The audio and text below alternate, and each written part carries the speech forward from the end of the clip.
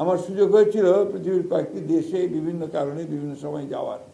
তো সেখানে আমি দেখেছি যে তারা সবাই সারফেস ওয়াটার ব্যবহার করছে, সবাই ওপরের পানি, উপরস্থ যে পানি সেই পানি ব্যবহার করছেন।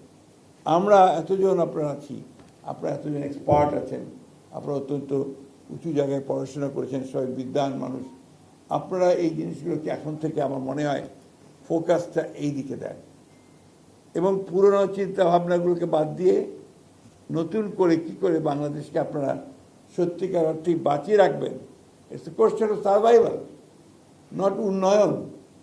বেঁচে থাকার প্রশ্ন, এটা আমার অস্তিত্বের প্রশ্ন, যে আমি এখানে বেঁচে থাকবো কি না সেই বিষয়টাকে আমাকে নিশ্চিত করতে হবে। এবং দেশের মানুষ, সরকার আপনাদেরকে এই দায়িত্বটা দিয়েছেন, এই ডিপার্টমেন্ট অফ পাবলিক হেলথকে। সেটা আপনাদের দায়িত্ব হবে আমি মনে করি। আমি চিফ ইঞ্জিনিয়ার সাহেবের সাথে কথা বলেছি, আমাদের সেক্রেটারি সাহেবের সাথে কথা বলেছি, আমাদের এখানে আজকে যারা আছেন তাদের সঙ্গে 2-4 মিনিটে আমি আমার কথা বলেছি যে আমাদের ফোকাসটা এখন থেকে হবে সারফেস ওয়াটার ব্যবহার করার, নট ডিপ টিউবওয়েল ওয়াটার। আমাদের অত্যন্ত ডক্টর মাহবুবা নাসরিন আমাদের যখন প্রেজেন্টেশন করছিলেন তখন যে আজকের যে বিষয়টা আছে, জেন্ডার বিষয়টা আছে, সেটা নিয়ে কথা বলছেন। এটা অত্যন্ত গুরুত্বপূর্ণ বিষয় নিঃসন্দেহে। পানি তো আমরা সেই ছোটোবেলা থেকেই দেখি যে আপনার কলসে করে পুকুর থেকে পানি নিয়ে আসছে আমাদের মা, চাচি, বোন এরাই, তাই না? তো এই জিনিসটা কিন্তু কিছুটা পরিবর্তন হয়েছে। এখন প্রায় সব বাড়িতে একটা টিউবওয়েল।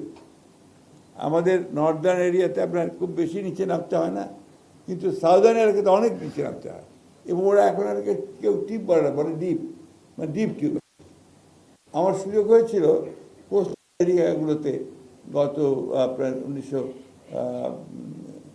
2001 সালের পরে আমি যখন কৃষি মন্ত্রণালয়ে ছিলাম তখন আপনার এই জায়গাগুলো ঘোরার আমার সুযোগ হয়েছে। আমি দেখেছি কতগুলো প্রজেক্ট ছিল, খুব ভালো লেগেছিল আমার, যে বৃষ্টির পানি তারা সংরক্ষণ করছেন। আপনার ছোটো ছোটো ট্যাঙ্ক তৈরি করেছেন, বৃষ্টির যে পানি আসছে সেই পানিটাকে তারা রেখে দিচ্ছেন, তারপরে সেই পানিটাকে তারা গরম করে ব্যবহার করছেন, যেটা তাদের জন্য নিরাপদ পানি। এই বিষয়গুলোর উপরে আমাদের জোর দেওয়া দরকার।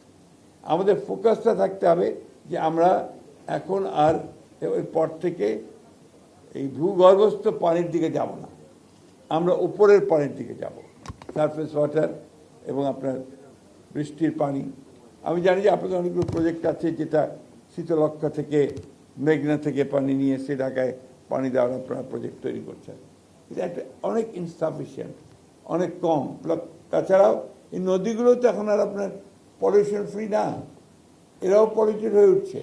এটাও কিন্তু আমরা, আমাদের একটা সরকারের উচিত হবে, আমাদের উচিত হবে যারাই আমরা গভর্নমেন্টে আসি এই বিষয়গুলোকে খুব গভীরভাবে নিরীক্ষণ করা, দৃষ্টি দেওয়া, যাতে করে আপনারা আমরা এই বিষয়গুলোর সমাধান